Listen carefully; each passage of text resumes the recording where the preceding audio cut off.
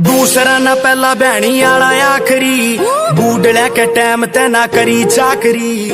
पांचवी में खंजर था पाया गोज में जोड़े भीतर कापी काट भरी काकरी। कोर्ट में या थाना दो ये जगह आना जाना चोरी छोड़ दे दिखाना मन प्यारे आले भेज। जेल गेल ब्याह हो रहा गोली का दहेज मेरे गेल गेल ना होवे चोरी का परहेज। यार मार के न मानस ना माफी मांगते तेरे शहर चीख मार सॉरी।